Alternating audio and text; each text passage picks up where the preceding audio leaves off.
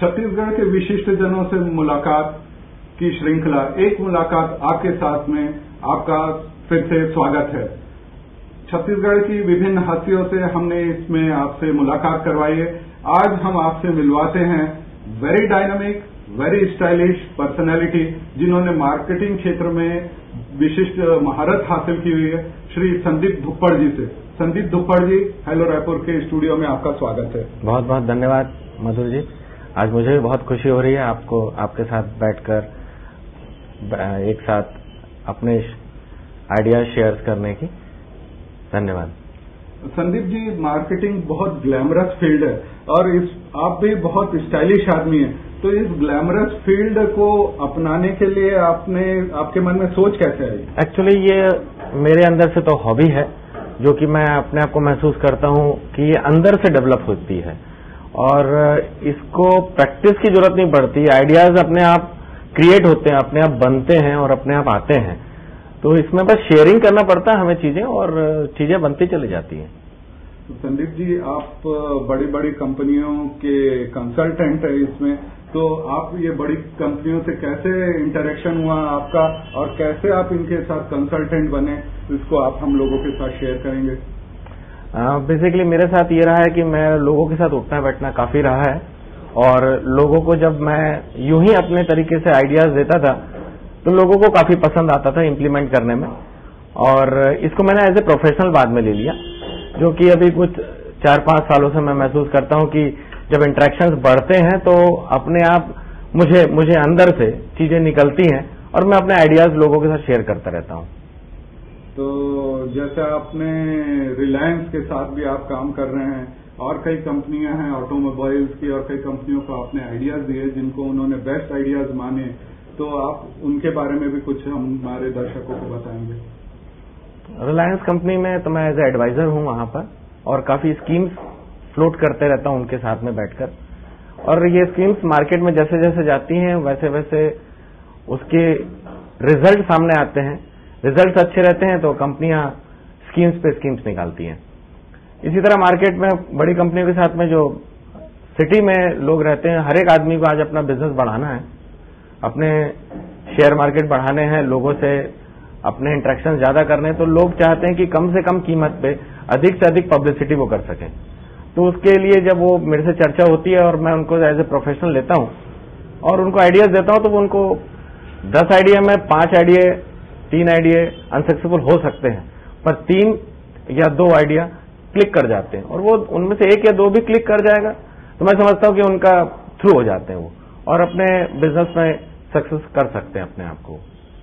संदीप जी, जैसे यहाँ पर रायपुर में वाटर वर्ल्ड भी है, और वाटर वर्ल्ड जो है बड़े सिटीज में चल रहे हैं, लेकिन छोटी सिटीज में उनकी जो फिजिबिलिटी है वो नहीं मानी जा रही थी, लेकिन कुछ सालों के अंदर आपने वाटर वर्ल्ड को बहुत अच्छे से चलाया और डिफरेंट स्कीम्स की। तो आपने क्या क्या स्कीम की और आपका शुरुआत में इस बारे में सोच किस प्रकार से था? वाटर वर्ल्ड से जहां तक संबंध रहा है, शुरू से ही मैं इस पे मार्केटिंग में उतरा हूं, और मैंने इसमें देखा है कि शुरुआत में हमने बिना बैंक लोन लिए मार्केट से फंड इकट्ठा कर लिया, बिना इंटरेस्ट के हमको फंड मिला जिसको हमने वाटर पार्क में लगाया, और स्कीम्स देते चले गए।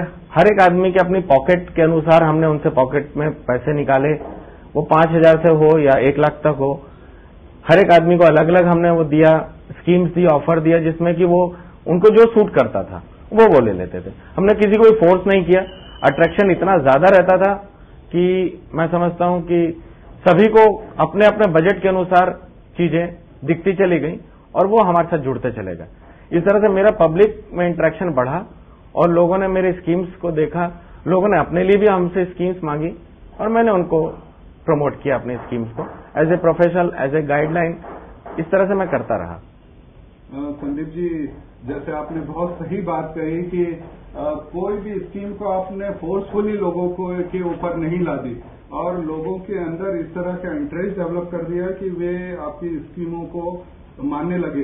तो ऐसी और कोई स्कीम्स जैसे पेट्रोल की या कुछ इस तरह की आपने बहुत सॉलिड स्कीम्स निकाली थी जो लोगों के बीच बहुत पॉपुलर हुई, उनमें आप प्रकाश डालेंगे? जी हाँ, पेट्रोल की आपने बात की तो मुझे याद आया कि मैंने हिंदुस्तान पेट्रोलियम के साथ भी एक टाई अप किया था, जिसमें कि आज शहर में सभी बड़ी कंपनियों के पेट्रोल पंप उपलब्ध रहते हैं। और पेट्रोल भराना एक मतलब सभी लोग जानते हैं कि कितने थिन मार्जिन में काम होता है। उस कंपनी के साथ भी वाटर पार्क का मैंने एक एफिलिएशन किया था, जो मेरी लाइफ का सबसे बड़ा अचीवमेंट रहा। जो भी फुल टैंक पेट्रोल भराता उसे वाटर पार्क के टिकट्स मिलते। तो हमने उन कंपनियों को अपने इस प्रोडक्ट के साथ अवेयर कराया, प्लस साथ में हमने उनसे भी कुछ चीजें ली, जो कि हमने कैश नहीं लिया बल्कि उनसे पेट्रोल ले लिया। और पेट्रोल लेने के बाद हमने उन लोगों को गिफ्ट किया जो हमारे यहाँ लोग आते थे। तो उनको ऐसा महसूस होने लगा कि आने का या जाने का जो भी पेट्रोल का खर्चा है वो वाटर पार्क खुद अपना तरफ से दे रहा है। तो पेट्रोल जैसे आइटम्स में भी हमने स्कीम्स निकाली और वो भी बहुत अच्छा सक्सेसफुल रहा। 3 महीने की स्कीम्स थी और लोग उसके बावजूद भी उसके बाद भी पूछते रहे कि स्कीम और आगे चलेगी क्या। तो स्कीम्स किसी भी जगह क्लिक कर सकती है, बस उसमें मेथड और एडॉप्ट करने का तरीका वो मायने रखता है, मैं समझता हूँ। संदीप जी, आप अपने घर परिवार और अपने पर्सनल चॉइस, टेस्ट और शौक के बारे में कुछ बताएंगे? शौक से रिलेटेड अगर देखा जाए तो मुझे घूमने का बहुत शौक है, दुनिया घूमने का शौक है, बाहर घूमने का शौक है और नई नई चीजें देखने का शौक है। क्या होता है कि जब तक हम कंपेयर नहीं करें किसी के साथ में अपने आप को, तब तक हम अपना मूल्यांकन नहीं कर सकते। एक अच्छे तरीके से अगर हमें अपने आप को जानना है, पहचानना है, तो हमें किसी के साथ बैठकर ये चीज किया जा सकेगा। और ये तभी उपलब्ध होगा या तभी हम अपने आप को मूल्यांकन कर सकेंगे जब हम कुछ लोगों के साथ इंटरेक्शन बढ़ाएंगे, या हम देश विदेश घूमेंगे, वहां की चीजें देखेंगे। हम अपने भारत देश को भी अपना दूसरे देशों के साथ कंपेयर कर सकते हैं कि हम कितना आगे हैं या हम कितने पीछे हैं। ये चीजें मेरे को घूमने पर ही उपलब्ध हुई और मेरा ये शौक भी रहा है कि मैं विदेश यात्रा पे रहूं और घूमूं। देश के अंदर भी काफी जगह घूमा और ट्रैवलिंग मेरा या जर्नी मेरा शौक रहा है। अच्छा, परिवार के बारे में भी आप बताएंगे कुछ? हमारा परिवार एक जॉइंट फैमिली है और शुरू से ही हम लोग ज्वाइंटली रहे हैं। हम लोग 3 भाई हैं और तीनों भाई मैरिड हैं। बच्चे सभी हमारे साथ, माता पिता हमारे साथ ही हैं और उनका आशीर्वाद हम तीनों पर है। और इसमें मैं यही देखता हूं कि संयुक्त रूप से रहने पर बहुत अच्छा, तकलीफें तो हर जगह रहती हैं, पर जॉइंट फैमिली अगर रहती है तो मैं समझता हूं तकलीफें कुछ कम रहती हैं। अच्छा संदीप जी, आप ये बताएं कि जैसे आप मार्केटिंग कर रहे हैं, इस फील्ड में रिजेक्शन भी बहुत है और लोग निराश और हताश हो जाते हैं, तो उनके लिए कोई आप मैसेज देना चाहेंगे या उनके लिए कोई ऐसी स्ट्रेटेजी बताएंगे कि वो जल्दी से जल्दी सक्सेसफुल हों?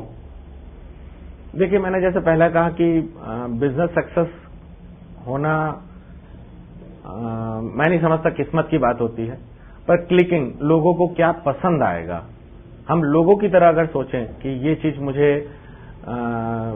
या मेरा ये सामान इतना जल्दी बिक सकता है, तो उसकी publicity as a customer deal करना चाहिए। अपने आप को एक ग्राहक की तरह देखें और ग्राहक अगर ये चीज पसंद करेगा तब तो हमारी चीजें क्लिक होती हैं। जैसे मैंने पहले कहा था कि कुछ 8 से 10 स्कीमें निकालते हैं, उसमें से 5-7 फेल हो जाती हैं, 2 या 3 या एक आधी क्लिक होती है। तो वो क्लिकिंग किस पर सबसे ज्यादा अट्रैक्टिव रहेगा या सबसे ज्यादा क्लिकिंग किस पर रहेगी या जो सबसे ज्यादा आकर्षित करेगा, मेरा कहने का मतलब, तो वो चीज ही सक्सेसफुल हो सकती है। फेलियर रीजंस का परसेंटेज ज्यादा रहते हैं, इसलिए इस चीज का निर्णय लेते वक्त इस चीज का ध्यान रखा जाए कि कस्टमर को सबसे ज्यादा अट्रैक्ट होने वाली चीज क्या रहेगी। संदीप जी, आप ये बताइए कि जैसे आप एंटी करप्शन के भी एक कमेटी के मेंबर हैं, तो सरकार से आपकी क्या अपेक्षा है? सरकार किस तरह से चलनी चाहिए, किस तरह से होनी चाहिए, अधिकारी और शासन किस प्रकार से कार्य करना चाहिए? जैसा कि एंटी करप्शन अपने आप में नाम है, करप्शन सबसे पहले दूर होना चाहिए। सरकारी विभाग से मैं ये उम्मीद रखता हूं कि ये सब चीजें को ध्यान रखे, तो करप्शन अगर हट जाए हमारे देश से तो हमारा देश बहुत आगे जा सकता है। और इस चीज को दूर करने का हर एक व्यक्ति को पर्सनली मैं समझता हूं कि ध्यान रखना चाहिए कि करप्शन का बढ़ावा न दें और उसके अगेंस्ट में चीजें रखें। इसीलिए शायद एंटी करप्शन का गठन भी हुआ हमारे साथ। मैं पिछले 7 साल से जनरल सेक्रेटरी भी हूं एसोसिएशन का।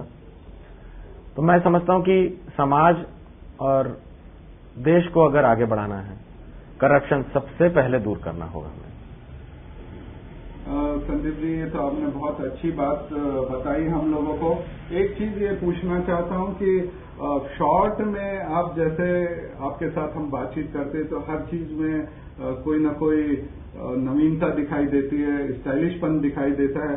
तो आप ये कुछ टिप्स देना चाहेंगे अंत में आप मार्केटिंग वालों को या जनरल लोगों को कि उनको किस तरह से स्टाइल को अडॉप्ट करना चाहिए जो कि लोगों को बहुत प्रभावित करे? स्माइलिंग फेस सबसे पहले, बॉडी लैंग्वेज, अट्रैक्शन की चीजें रहती हैं, ड्रेसअप सेंस ये बहुत मायने रखता है। कभी किसी को भी प्रेजेंट किया जाए तो अपने ये तीनों चीजों का ध्यान रखना जरूरी होता है।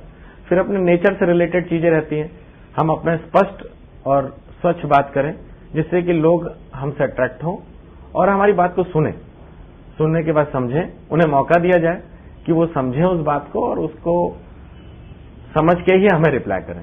ये अट्रैक्शंस की कुछ चीजें होती हैं जो मैं समझता हूं कि इस चीजों का ध्यान देना चाहिए। ये थे संदीप भुप्पड़ जी, एक अपकमिंग स्टार, वेरी स्टाइलिश और मार्केटिंग क्षेत्र में बहुत ज्यादा पॉपुलर। एक मुलाकात आपके साथ में, अगली बार हम फिर मिलेंगे आपके साथ एक नई शख्सियत के साथ। नमस्कार। धन्यवाद।